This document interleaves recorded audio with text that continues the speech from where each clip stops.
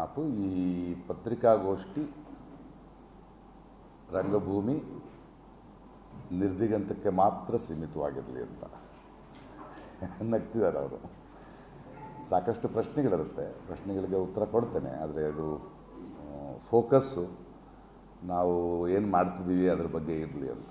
ಮಿಕ್ಕಿದ್ದೆಲ್ಲ ಇನ್ನೊಂದು ಸಲ ಭೇಟಿಯಾದಾಗ ಮಾತಾಡೋಣ. ತಮಗೆಲ್ಲ ಈಗಾಗಲೇ ಗೊತ್ತಿರ್ಬೋದು,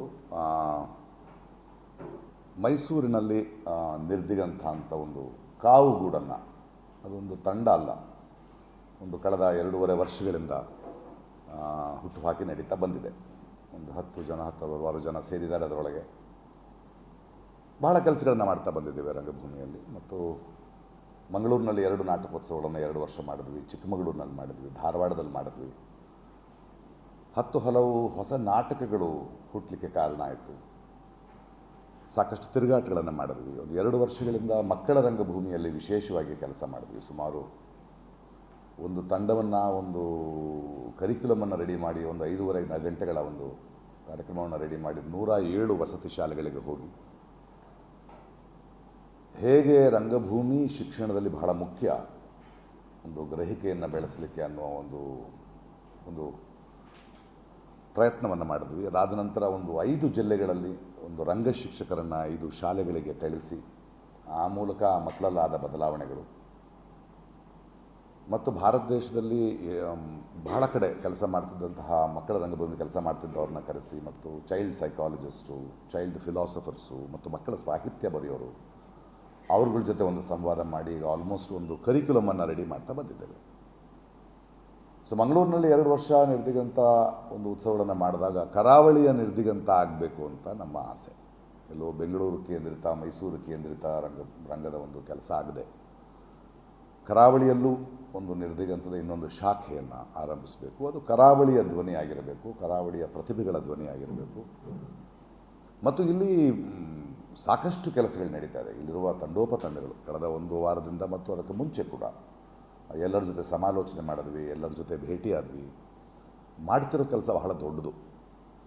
ಸೊ ಇದೊಂದು ನಿರ್ದಿಗಂತ ಒಂದು ರಂಗ ತಂಡ ಅಲ್ಲ, ಒಂದು ರಂಗಭೂಮಿಯ ಮತ್ತು ಸಾಂಸ್ಕೃತಿಕ ಚಟುವಟಿಕೆಗಳಿಗೆ ಒಂದು ಅದನ್ನು ಇನ್ನೂ ದೃಢವಾಗಿಸುವ, ಸದೃಢವಾಗಿಸುವ, ಸಂಪದ್ಭರಿಸುವಾಗುವ ಒಂದು ಪ್ರಕ್ರಿಯೆಯಲ್ಲಿ ಪಾಲ್ಗೊಳ್ಳಬೇಕು ಅಂತ ಭಾಳ ಅದ್ಭುತವಾದ ಪ್ರೀತಿಯ ಆಹ್ವಾನ ಎಲ್ಲರ ಅಪ್ಪುಗೆ ನನಗೆ ಹೇಳಿಸಿದೆ. ಒಬ್ಬೊಬ್ಬರನ್ನು ನಾನು ಭೇಟಿ ಮಾಡಿದಾಗಲೂ ಕೂಡ ಇಲ್ಲಿ ನಡೀತಿರುವಂತಹ ನಾಟಕಗಳಿರ್ಬೋದು, ಇಲ್ಲವ ನಾಟಕೋತ್ಸವಗಳಿರ್ಬೋದು, ಮಕ್ಕಳ ರಂಗಭೂಮಿ ಬಗ್ಗೆ ನಡೀತಿರೋ ಕೆಲಸ ಇರ್ಬೋದು, ಬಹಳ ಅದ್ಭುತವಾಗಿ ನಡೀತಿದೆ. ಮತ್ತು ಆ ಒಂದು ದೊಡ್ಡ ಹರಿಯುವ ನದಿಯಲ್ಲಿ ಸಣ್ಣ ಜರಿಯಾಗಿ ಕರಾವಳಿಯ ನಿರ್ದಿಗಂತ ಶುರುವಾಗಿದೆ. ತಮ್ಮನ್ನೆಲ್ಲ ಭೇಟಿಯಾಗುವ ಮತ್ತು ಎಲ್ಲ ರಂಗಕರ್ಮಿಗಳ ಜೊತೆ ಒಂದು ಸಂವಾದ ನಡೆಸುವಾಗ 18ರಿಂದ ನಾವು ಒಂದು ಕರಾವಳಿಯ ನಿರ್ದಿಗಂತೋತ್ಸವವನ್ನು ಮಾಡ್ತಾ ಇದ್ದೇವೆ. 18ನೇ ತಾರೀಕು 3 ಮಕ್ಕಳ ನಾಟಕಗಳ ಮೂಲಕ ಮಾಡ್ತಾ ಇದ್ದೇವೆ. ಮಕ್ಕಳ ನಾಟಕಗಳು, ಮಕ್ಕಳ ರಂಗಭೂಮಿ ಬಹಳ ಮುಖ್ಯ ಅಂತ ನಿರ್ದಿಗಂತ ಅಂದ್ಕೊಳ್ತಿದೆ. ಯಾಕಂದರೆ ಇದು ಯಾರನ್ನೋ ನಟರನ್ನಾಗಿಸುವ ಕೆಲಸ ಪ್ರಕ್ರಿಯೆ ಅಲ್ಲ, ಮಕ್ಕಳಲ್ಲಿ ಗ್ರಹಿಕೆಯ ಸೂಕ್ಷ್ಮತೆಯನ್ನು ಇನ್ನೂ ಶಾರ್ಪ್ಗೊಳಿಸುವ ಒಂದು ಪ್ರಕ್ರಿಯೆ. ಸೊ 3 ಮಕ್ಕಳ ನಾಟಕಗಳಿವೆ. 3 ನಾಟಕಗಳು ಕೂಡ ಇತ್ತೀಚೆಗೆ ನಾವು 5 ಜಿಲ್ಲೆಗಳಲ್ಲಿ ಏನು ನಾಟಕಗಳನ್ನು, ಶಾಲೆಗಳನ್ನು ಆಯ್ದುಕೊಂಡಿದ್ವಿ, ಅವರ ನಾಟಕೋತ್ಸವ ಮೈಸೂರಿನಲ್ಲಿ ಮಾಡಿದ್ವಿ.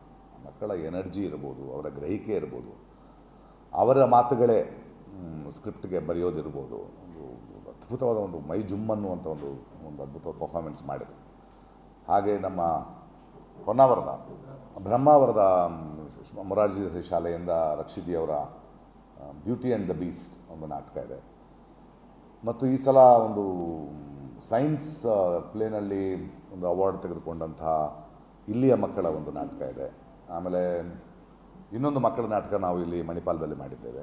ಅದಲ್ಲದೆ ಗಣೇಶ್ ಮಂದರ್ತಿಯವರು ಲೋಹಿಯಾ ಅವರ ಚಿಂತನೆಗಳನ್ನು ಆಧರಿಸಿ ಒಂದು ನಾಟಕ ಮಾಡಿದ್ದಾರೆ, ರಾಮ ಕೃಷ್ಣ ಶಿವ ಅಂತ. ಆನಂತರ ಸಂಗಮ ಕಲಾವಿದರು ದೇವರ ಆತ್ಮಹತ್ಯೆ ಅಂತ ಒಂದು ನಾಟಕವನ್ನು ಮಾಡಿಸಿದ್ದೇವೆ. ಶಕೀಲ್ ಅವರು ಕೊಡಲ್ಲ ಅಂದರೆ ಕೊಡಲ್ಲ ಅಂತ ಒಂದು ಇಂಟ್ರೆಸ್ಟಿಂಗ್ ಆದ ಒಂದು ನಾಟಕದ ತಿರುಗಾಟದಲ್ಲಿದೆ. ಇದಿಷ್ಟೇ. ನೀವು ಪತ್ರಿಕೋದ್ಯಮ, ಪತ್ರಿಕೆಯ ಮಿತ್ರರು ಈ ಥರದ ಚಟುವಟಿಕೆಗಳನ್ನು ಜನರಿಗೆ ತಲುಪಿಸೋದು ಮತ್ತು ಮಾಡ್ತಿರುವ ಕೆಲಸವನ್ನು ವಿಮರ್ಶಾತ್ಮಕವಾಗಿ ನೋಡೋದು, ಆ ವಿಮರ್ಶೆಗಳನ್ನು ಬರೆಯೋದು, ಇದು ಬಹಳ ಮುಖ್ಯ ಆಗುತ್ತೆ. ನಾವು ಯಾವ ಥರದ ನಾಟಕಗಳು ಯಾರು ಮಾಡ್ತಿದ್ದಾರೆ, ಏನು ಮಾಡ್ತಿದ್ದಾರೆ ಈ ಮಕ್ಕಳು, ಏನು ಮಾಡ್ತಿದ್ದಾರೆ ಯುವಕರು, ಇದನ್ನು ಜನರಿಗೆ ತಲುಪಿಸುವ ಮತ್ತು ವಿಮರ್ಶಾತ್ಮಕವಾಗಿ ನೋಡುವ ಒಂದು ಪ್ರಕ್ರಿಯೆಯೂ ಆಗಬೇಕು. ಈ ನಿಟ್ಟಿನಲ್ಲಿ ನಿಮ್ಮನ್ನು ಇನ್ವೈಟ್ ಮಾಡಲಿಕ್ಕೆ ಈ ಪತ್ರಿಕಾಗೋಷ್ಠಿ. ಮಾತಾಡಿದ್ದು ಸಾಕು ಅನಿಸುತ್ತೆ. ಕರಾವಳಿಯ ನಿರ್ದಿಗಂತದ ಬಗ್ಗೆ ಅಥವಾ ಈ ಪ್ರಕ್ರಿಯೆ ಬಗ್ಗೆ ನಿಮಗೇನಾದರೂ ಪ್ರಶ್ನೆಗಳಿದ್ದರೆ ಅದಕ್ಕೆ ಉತ್ತರ ಕೊಡಲಿಕ್ಕೆ ರೆಡಿ ಇದೆ. ಸೊ ಇಂಪಾರ್ಟೆಂಟ್ ಫ್ಯಾಕ್ಟರ್ ಅಲ್ವಾ ಮಕ್ಕಳು ಮತ್ತು ಯಂಗ್ಸ್ಟರ್ಸ್ ಕಾಲೇಜ್ ರಂಗಭೂಮಿಯನ್ನು ಮಾಡಬೇಕು, ಬೇರೆ ಬೇರೆ ಉತ್ಸವಗಳಲ್ಲಿ ಪಾಲ್ಗೊಳ್ಳಬೇಕು, ಹೊಸ ಹೊಸ ನಾಟಕಗಳು ಕರಾವಳಿಯಿಂದ ಬರಬೇಕು.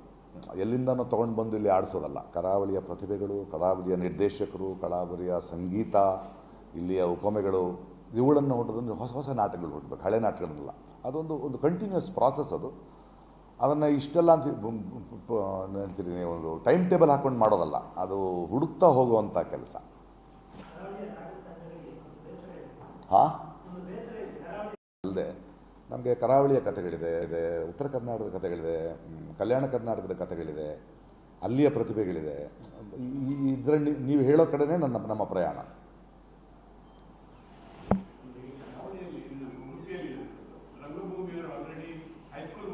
ಭಾಳ ಬ್ಯೂಟಿಫುಲ್. ನೆನ್ನೆ ಭೇಟಿಯಾಗಿದ್ದೆ, ಅವ್ರ ಜೊತೆ ಕೂತ್ಕೊಂಡು ಮೀಟಿಂಗ್ ಮಾಡೋದು. ತುಂಬ ದೊಡ್ಡ ಕೆಲಸ ನಡೆದಿದೆಯಲ್ಲ, ಅದು ಭಾಳ ದೊಡ್ಡ ಕೆಲಸ ನಡೆದಿದೆ ಎಲ್ಲ. ಹಾಂ, ನಮಗೆ ಆ ಥರದ ಅಹಂಕಾರ ಇಲ್ಲ. ಅಲ್ಲ ನೋಡಿ, ಅದು ಬೆಳೆಸ್ತೀವಿ ಅನ್ನೋ ಅಹಂಕಾರ ಯಾವತ್ತಿರ್ಬೋದು. ನಾವು ಬೆಳೆಯೋಕೆ ಬಿಡೋಣ ಅನ್ನೋದೇ ಇರಬೇಕು. ಆ ಥರ ನನಗೆ ತುಂಬ ಇಳಿದಿದೆ ಅಂತಲ್ಲ, ಅದು ನಿಮ್ಮ ವಿಮರ್ಶೆಯ ದೃಷ್ಟಿಯಿಂದ ನಿಮ್ಮ ಅನಿಸಿಕೆ ಇರ್ಬೋದು. ಇಲ್ಲ, ಅದು ಕಂಡುಕೊಳ್ಳುತ್ತೆ. ನಾವೆಲ್ಲರೂ ಒಟ್ಟಿಗೆ ಇದ್ದಾಗ ಹೊಸ ಹೊಸ ದಿಕ್ಕುಗಳು. ತುಂಬ ಮಕ್ಕಳ ಬಗ್ಗೆ ಎಷ್ಟು ಒಳ್ಳೆ ಕೆಲಸಗಳು ನಡೀತಾ ಇದೆ. ಇವರು ಹೇಳಿದಾಗ ಯಕ್ಷಗಾನ ಹೇಗೆ ಎಲ್ಲರನ್ನ ರೀಚ್ ಆಗ್ಲಿಕ್ಕೆ ಸಾಧ್ಯ ಆಗಿದೆ, ಮತ್ತು ಎಷ್ಟು ಜನ ದಾನಿಗಳಿದ್ದಾರೆ. ಅದು ಬರೀ ರಂಗಭೂಮಿಯ ತಂಡಗಳು ಮತ್ತು ಕಲಾವಿದರು ಮಾತ್ರ ಅಲ್ಲ, ಕೆಲವು ಸ್ಥಳಗಳನ್ನ ಕೊಟ್ಟವ್ರನ್ನ ನಾನು ಭೇಟಿ ಮಾಡಿದೆ. ಬಿಲ್ಡಿಂಗ್ ಕಟ್ಟಲಿಕ್ಕೆ ಹೆಲ್ಪ್ ಆಗಿದ್ದಾರೆ. 60 ವರ್ಷಗಳ ಕಾಲ ನೀವು ಒಂದು ರಂಗಭೂಮಿ ಅನ್ನೋ ಒಂದು ಸಂಸ್ಥೆ ಬೆಳೆದು ಬಂದಿದೆ ಅಂದರೆ, ಅವರು ಆಫೀಸ್ಗೆ ಹೋದಾಗ ಅಷ್ಟು ಜನರ ಫೋಟೋಗಳಿದೆ. ಭಾಳ ಚೆನ್ನಾಗಿದೆ. ಸಮನ ಅವ್ರನ್ನ ಹೋಗಿ ಭೇಟಿ ಮಾಡಿದೆ. ಬೈಂದೂರಿಗೆ ಹೋಗಿದ್ವಿ ನಾವು. ಅವರು ಮೊನ್ನೆ ಇತ್ತೀಚಿನ ಅದ್ಭುತವಾದ ಒಂದು ನಾಟಕೋತ್ಸವ ಮಾಡಿದ್ದಾರೆ. ಒಂದು ಹೊಸ ಸ್ಥಳ ತಗೊಂಡು ಅಲ್ಲಿ ಮಸ್ಟ್ ಎಷ್ಟು ಮನೆಗಳಲ್ಲಿ, ಸಣ್ಣ ಸಣ್ಣ ಮನೆಗಳಲ್ಲಿ ಕೂಡ ಚಿಕ್ಕ ಚಿಕ್ಕ ತಾಲೀಮಿನ ಸೆಂಟರ್ಗಳನ್ನ ಮಾಡ್ಕೊಂಡಿದ್ದಾರೆ. ಅಂದರೆ ತುಂಬ ಚಟುವಟಿಕೆಯಿಂದ ಕೂಡಿದೆ ಅದು. ಈಗಾಗಲೇ ಮಣಿಪಾಲದಲ್ಲಿ ನಾವು ಇನ್ನೊಂದು ಸ್ವಲ್ಪ ಕಟ್ಟುವ ಕೆಲಸ ಇದೆ. ಪ್ರಾಬ್ಲಮ್ ಒಂದು 2-3 ತಿಂಗಳಾದ್ಮೇಲೆ ಇಡೀ ಪತ್ರಕರ್ತರು ನಾನು ಅಲ್ಲಿ ಕರೆಸಿ ಒಂದು ರಂಗ ತೆಗೆದು ಉಳ್ಕೊಳ್ಳಿಕ್ಕೆ. ಯಾಕಂದರೆ ನಾವು ರಂಗ ಮಂದಿರವನ್ನು ಅದಕ್ಕೆ ಅದನ್ನು ಕಾವುಗೂಡು ಅನ್ನೋದು, ನಾಟಕಗಳನ್ನು ಕಟ್ಟುವ, ರಿಹರ್ಸಲ್ ಮಾಡುವ ಒಂದು ಕಡೆ ಇರುವಂತಹ ಸ್ಪೇಸು, ಒಂದು ಸುಂದರವಾದ ಸ್ಪೇಸನ್ನು ಮೈಸೂರಿನ ಹಾಗೆ ಇಲ್ಲಿ ಒಂದು ಸ್ವಲ್ಪ ಸ್ಥಳ ತೊಗೊಂಡು ಮಾಡಿದ್ದೇವೆ. ಅದು ಒಂದು 6 ತಿಂಗಳ ಹಿಂದೆ ತೊಗೊಂಡ್ವಿ. ಈಗ ರೆಡಿ ಆಗ್ತಾ ಇದೆ. ಪ್ರಾಬಬ್ಲಿ ಇನ್ನೊಂದು ತಿಂಗಳೊಳಗೆ ರೆಡಿ ಆದಾಗ ಎಲ್ಲರನ್ನೂ ಅಲ್ಲಿ ಕರೆಸುವ ಕೆಲಸವನ್ನು ಮಾಡ್ತೇವೆ. ಮಾಡಲಿ ನಾವು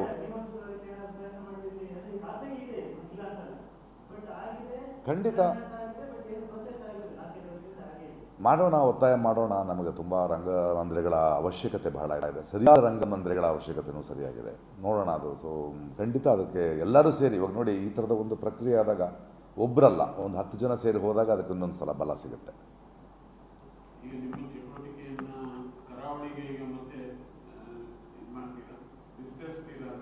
ನನ್ನ ಚಟುವಟಿಕೆ ಅಲ್ಲ ಅದು, ಕರಾವಳಿಯ ಚಟುವಟಿಕೆ ವಿಸ್ತಾರ ಆಗುತ್ತೆ. ಕರಾವಳಿಯ ಪ್ರತಿಭೆಗಳು, ಕರಾವಳಿಯ ನಿರ್ದೇಶಕಗಳು ಅದನ್ನು ಮಾಡ್ತಾರೆ. ನಾನು ಬಂದು ಮಾಡೋದೇನಿದೆ ಅಲ್ವೇ? ನನಗೆ ಸ್ಫೂರ್ತಿ ಕೊಡುವಂಥ 100 ಜನ ಇದ್ದಾರೆ ಇಲ್ಲಿ. ದೊಡ್ಡ ನದಿಯಲ್ಲಿ ಇನ್ನೊಂದು ಸಣ್ಣ ಜರಿಯಾಗಿ ಹರಿಯೋದಷ್ಟೇ.